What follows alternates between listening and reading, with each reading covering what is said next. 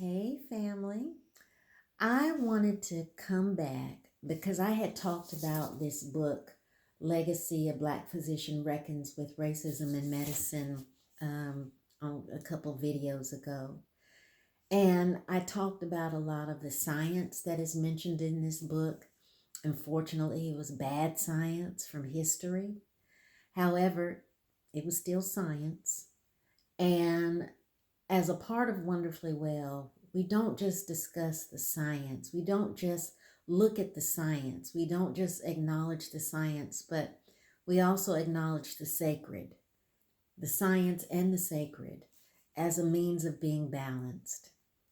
And I just felt led to come on here and encourage you that if you have a really good physician in your life, if you've got a really good doctor, a really good physician, pray over him or her. Pray over your physician. You never know what they might be going through in their own lives. And as a means of living out the second commandment to love our neighbor as we love ourselves, one thing that the Lord has taught me, I sensed, is that when we are not well, we don't treat others well. And so pray for your physician. If you've got a good physician, one that shows you love and care.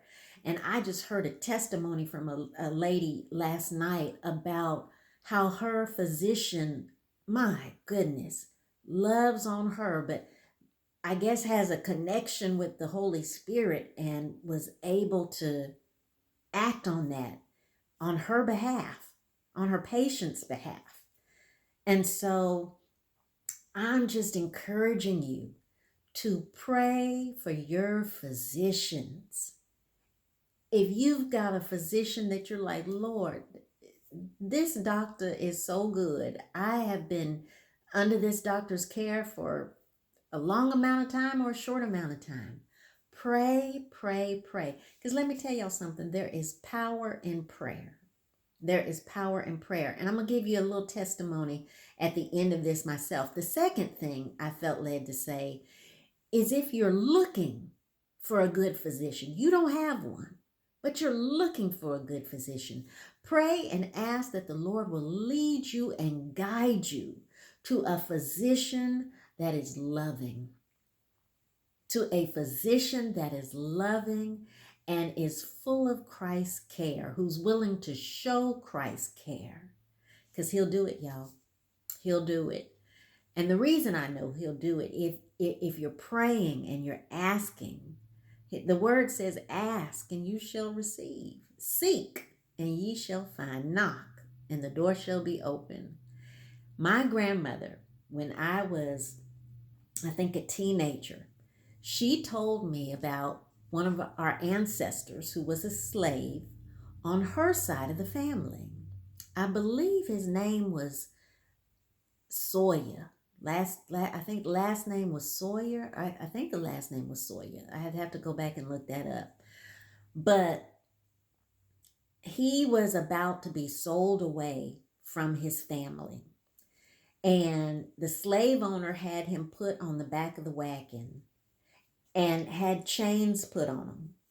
And he prayed. My ancestor prayed. And grandmother said the chains fell off. So the slave owner had whomever put the chains back on him. He prayed again. Sawyer prayed again. Chains fell off. Slave owner had that person put the chains back on him again. Guess what?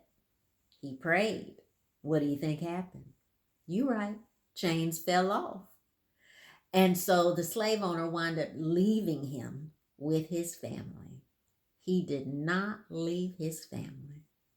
And so that prayer, that story has always been an important part of influencing my faith to be strong.